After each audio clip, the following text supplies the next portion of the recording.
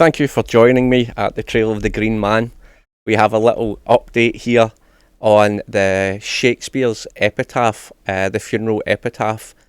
We already have some information on the website about this topic, and this one is slightly kind of off what we normally talk about, but I thought it would serve very well for the first blog post for the website.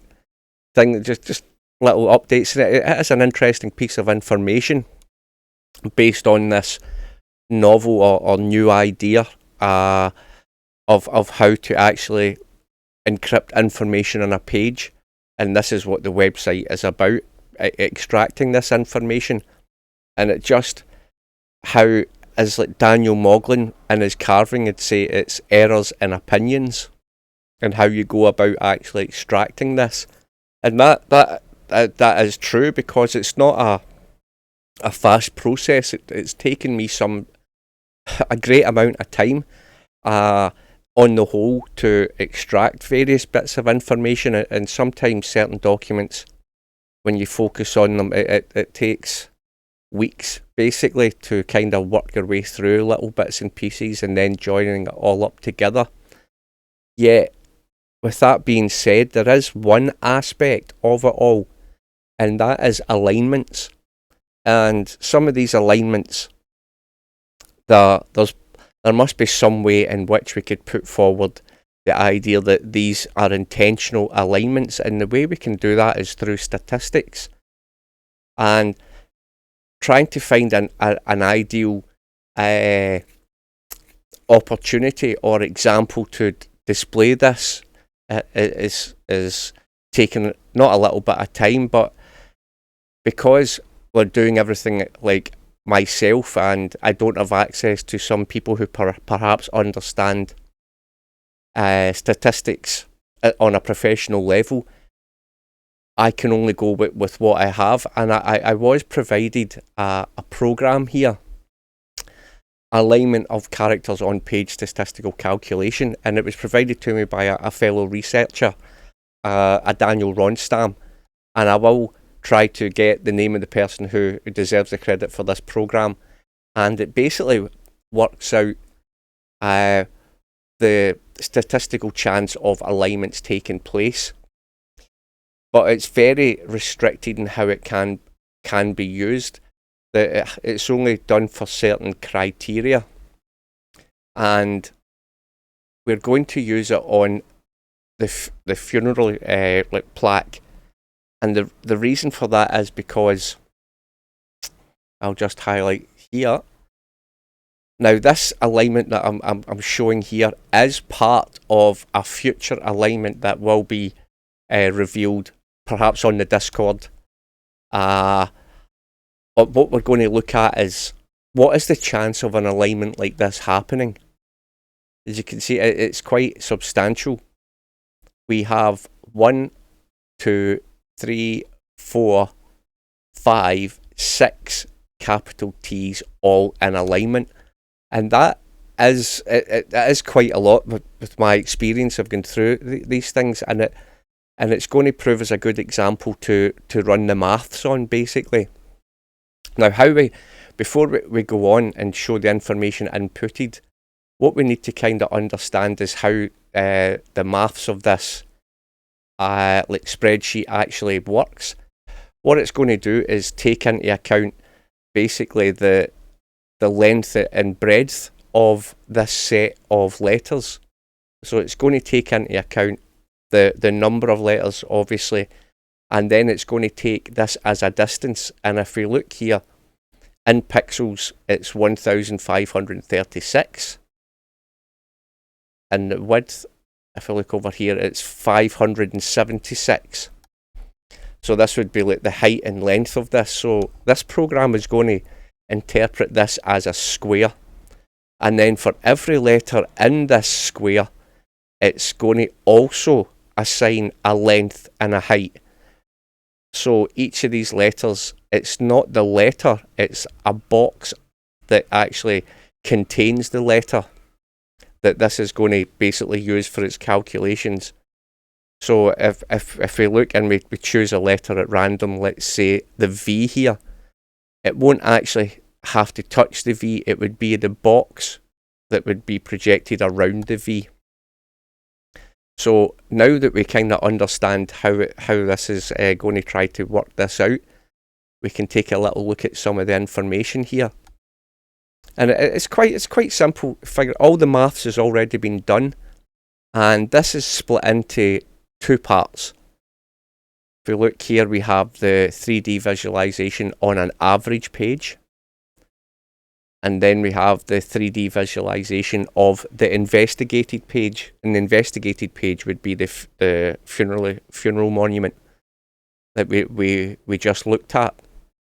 So it's saying how many characters in total in the area, and there was 278, so that's been inputted. And it's saying the number of alignment type character on page. Now we are looking for T.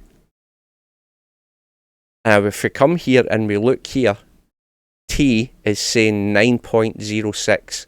Now this is the letter frequency. Every letter in English language, or any language for that matter, has a statistical chance of appearing, basically. And T is quite a popular one. I think E is larger with 12%, A is 8%. So with that information, what we do when we input the total amount of letters and then the frequency of that letter, what it comes back as and says an alignment type of character on an average page, not necessarily the page that we're working on, but any other page would be 30.68. And the amount of characters that is actually on the page of letter T characters is 31. So the maths is saying 30.68, and in reality we have 31. So it's pretty close, just based on the letter frequency and the amount of letters.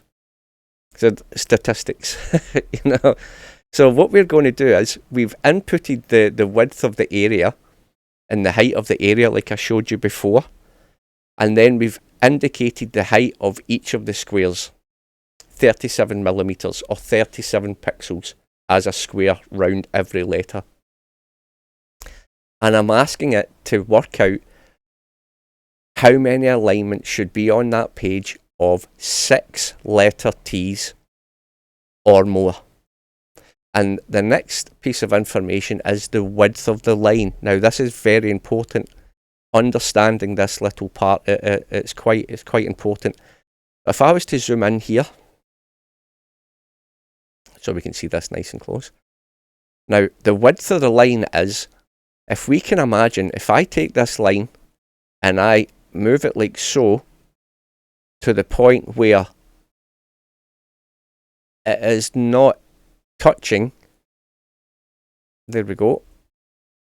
Now if I look at that line, how thick would that line need to be in order for that line to now touch all of those T's?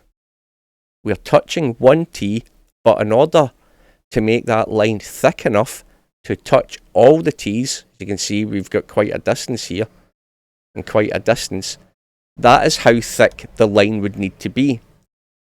So when we look and place our alignment line back again, we can see that our line doesn't have to be any thicker than the absolute minimum that's required, because it doesn't have to be any thicker to touch any part of the box or the letter, the box being around the letter.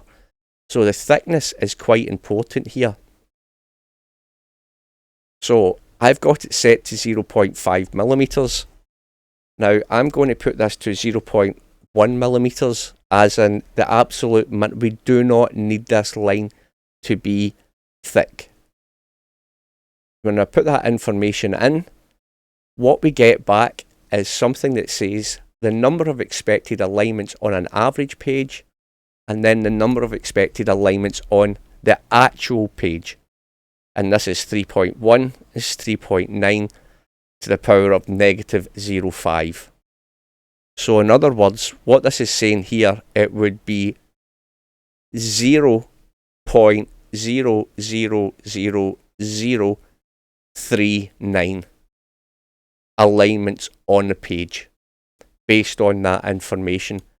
And if we take a look here, it's given us a 3D visualization, and this is for the expected alignments on an average page, and this is for the investigated page.